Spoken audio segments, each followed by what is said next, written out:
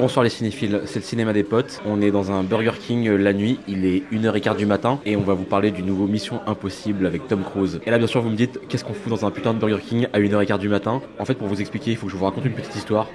Bon ok, tout a commencé quand je rentrais de vacances. Du coup j'ai fait, salut les kids, je suis rentré de vacances. Du coup là, j'ouvre mon ordi, il y a des quêtes qui me fait, mec, faut qu'on fasse la critique de Mission Impossible. Ok, pas de soucis. Je veux le voir en IMAX. Ok, pas de soucis. Je veux le voir en 3D. Ok, pas de soucis. Je veux le voir à Disney. Ok, pas de soucis. Ça finit à minuit. Ok, pas de soucis. Ça coûte 18 €. Ok, pas de soucis. Et tu me suis la bite? Ok, pas de soucis. Du coup je me dis, et The Type il en pense quoi? Moi les mecs, je vous suivrai jusqu'au bout du monde. Bingo. Du coup, on part pour Disney, on se prépare pour l'émission, on fait des attractions de malade, des qualifés. Youpi tralala. Moi je dis, ouais c'est cool Jude. Du coup, on retrouve The Type devant le cinéma, on commence l'émission. Bla bla bla Tom Cruise, bla bla bla Mission Impossible. Du coup, on rentre dans le ciné, là il y a des bonbons, des qualifés. Moi je veux des bonbons. The Type il fait, moi je veux du popcorn. Du coup, ils font tous les deux, on est contents.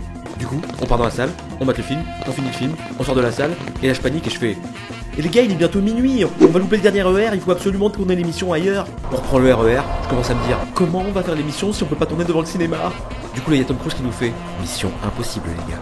Là The Type il dit, on a qu'à tourner dans un fast-food ouvert la nuit. Bingo. Du coup, on arrive à Nation, on croise un chat, il fait on tombe sur Burger King, il est ouvert la nuit, mais des cas il fait, oh non pas Burger King, McDo c'est meilleur. Non, si, non, si, non, si. Finalement, on rentre dans le Burger King, des cas il fait, Moi je veux des frites. Moi je veux des onion rings. du coup nous les deux ils font, on est contents.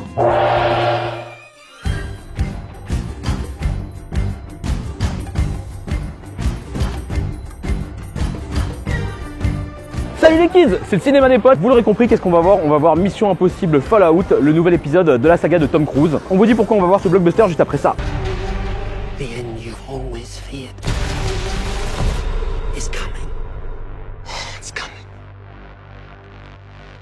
And the blood will be on your hands. Alors, pourquoi je vais voir Mission Impossible 6 Fallout? Pourquoi je vais voir? Mais c'est évident, c'est l'été, on est à Disney, il y a des meufs en mini-short, il y a des chinois qui mangent des glaces, on va manger du popcorn en IMAX.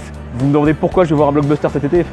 C'est évident. Eh ben, déjà c'est un Mission Impossible donc il faut absolument que j'aille le voir. Je suis assez fan de la saga Mission Impossible. Comme Maxime, je suis un peu comme un gamin devant cette série de films. Je suis assez fan de Tom Cruise, je suis assez fan des acteurs. Le premier Mission Impossible c'est vraiment un film que j'adore. C'est mon préféré de la série. Ce que j'ai toujours apprécié dans cette saga, que Tom Cruise s'est fait un peu sur mesure, c'est un peu son James Bond à lui, c'est qu'il y a toujours eu un peu de créativité, notamment dans le choix des réalisateurs. On a eu quand même Brian De Palma pour le premier, John Woo pour le deuxième, notamment avec ses fameux pigeons et Tom Cruise qui virevolte dans les flammes. Je trouve que c'est une série qui a vraiment trouvé son ton avec le quatrième film, un ton un peu plus enlevé, un peu plus sympa. Tout le monde a tendance à dire que le 4 c'est vraiment celui qui a relancé la franchise de ouf. Et avec des personnages et des scénarios plus intéressants et mieux développés, je trouve, que dans les films précédents. Pour moi on est très loin de la qualité du 1 et du côté réalisateur du 1. Je sais pas ce qu'ont les gens avec Brad Bird ces temps-ci, les gens en parlent comme si c'était le Messie alors que pour moi c'est un réalisateur correct. Donc j'aimais bien ce côté Tom Cruise producteur qui choisit un petit peu des réalisateurs du moment pour un petit peu faire vivre sa saga. Et bien sûr il me fait mentir puisque là le 6e épisode est réalisé de nouveau par Christopher McQuarrie qui a l'air d'être le nouveau super méga pote de Tom Cruise. Ça renforce effectivement le sentiment série télé, hein, encore une fois, un truc un peu voilà, qui suit. Globalement voilà, c'est quand même une saga que j'apprécie parce que je trouve qu'on en a toujours pour son argent. Et en ces temps de blockbuster un peu naze, c'est quand même sympa d'avoir cette valeur sûre. Donc j'ai l'impression que celui-là ça va être un peu la même chose mais en bigger, faster, stronger.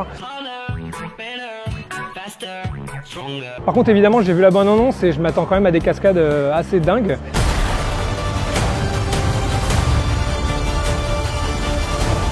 J'ai adoré la bande-annonce, je me la suis matée 15 000 fois avec la musique de Imagine Dragons, là je l'ai trouvé vraiment génial.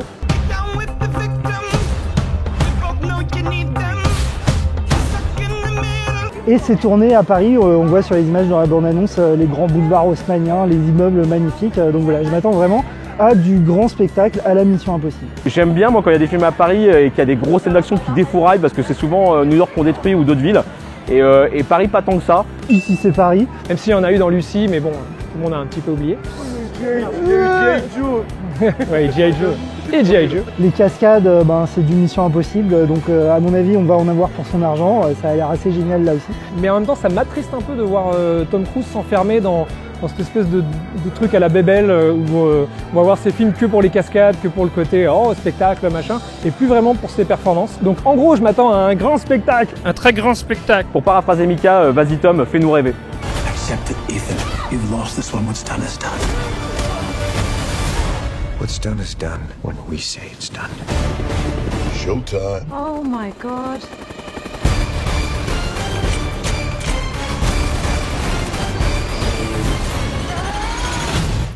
Alors, on vient de voir Mission Impossible 6 Fallout, et on va en parler dans ce lieu paradisiaque. C'est pas un film horrible, c'est pas un mauvais film, mais par rapport à ce que j'en attendais, je suis un petit peu déçu parce que voilà, il y a plein de petits trucs qui m'ont déplu. Je vais expliquer pourquoi. Dans l'ensemble, j'ai bien aimé, je suis pas trop déçu. Moi, j'ai trouvé ça sympa, solide, cool. Bon, alors pour parler un peu du scénario, pour ceux qui n'auraient rien suivi sur ce film, l'équipe d'IMF échoue une mission pour récupérer du plutonium, et donc tout le film, il court après le plutonium. Voilà. Alors effectivement, il n'y a pas une grande originalité, le scénario ne part à aucun moment dans une direction complètement inattendue, mais quand même, ça tient, ça se perd pas, il y a un bon rythme, moi je trouve que ça marche. C'est vraiment un bon blockbuster, les scènes sont vraiment hyper impressionnantes, notamment les scènes d'action. Pour moi, pour l'instant, c'est le meilleur blockbuster de cet été.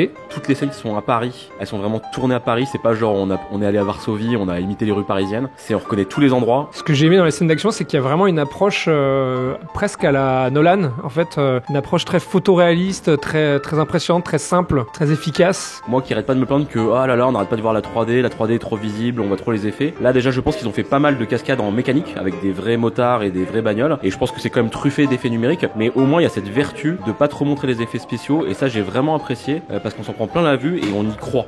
Il n'y a pas trop un côté artificiel. Tous les effets spéciaux, on essaie de les faire discrets, on essaye pas de faire des mouvements un peu virevoltants, un peu zarbi. Vraiment ça c'est une patte des films Mission Impossible qu'on retrouve vraiment avec plaisir.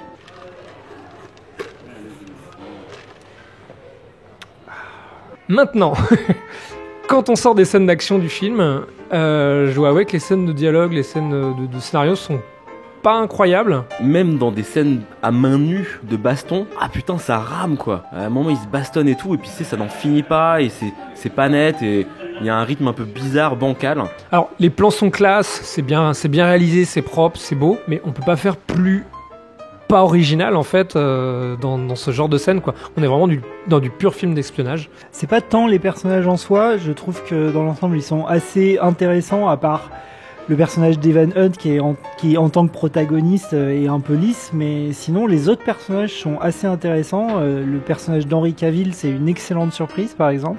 Il n'y a pas vraiment de résonance émotionnelle, il n'y a pas une grande implication émotionnelle dans ce qui se passe. Les interactions qu'ils ont entre eux, ça manque d'émotion, ça manque de cœur. On enchaîne un peu le cliché des multiples retournements de « Ah, en fait, lui est gentil, ah, en fait, lui est méchant, ah non, elle, lui, ah non, on sait plus ». Ça, je vois bien des gens sortir du film et dire « Waouh, il y avait plein de surprises dans le film », mais au final, ça c'est un peu un cliché de film d'espionnage de te retourner la situation 1000 fois jusqu'à ce que tu sois un peu perdu et que voilà, tu saches plus qui est qui quoi. Mais dans l'ensemble, le spectateur est moins pris pour un con que ce dont on pourrait avoir l'habitude dans ce type de film. Mais c'est toujours pour moi un peu bancal, un peu poussif, semi pas fini ou pas correctement traité pour moi. Et ça, je me l'explique du coup au manque de profondeur du personnage de Ethan Hunt, encore une fois. Globalement, il est sur une autoroute, il fait son truc de Mission Impossible. On sait globalement qu'il va rien lui arriver. C'est-à-dire que t'as quand même des énormes menaces, des menaces nucléaires, des machins, mais jamais t'as vraiment peur pour lui. En fait, depuis l'épisode 3, on est vraiment avec cette espèce de personnage genre je suis le gentil qui fait de l'action, mais quand il y a de l'action, je suis énervé, mais sinon je suis un peu gentil, je rigole et je suis relax. Pour moi, le Ethan Hunt du premier film, qui est mon préféré, c'était un mec à la fois névrosé et en même temps qui arrive à garder la face à ses adversaires. Et ça, je retrouve pas du tout ça. Là, c'est le Terminator, quoi, Ethan Hunt. J'aime son style de jeu. Quand je pense à des Die Hard ou à des Terminator 2, vraiment, il y a les scènes d'action, mais surtout, il y a les personnages. Il y a les personnages, il y a leur dynamique. Voilà, on a l'impression de les connaître, on comprend leur logique. Là, Ethan Hunt, je le connais toujours pas. Ou de 6 films, je le connais toujours pas. Donc c'est un vrai problème. Parce que voilà, on peut pas toucher à Ethan Hunt / Tom Cruise. Et ça confirme un peu ce que je dis dans les pourquoi, où Tom Cruise, j'ai l'impression qu'il s'enfonce tranquillement dans ce truc de...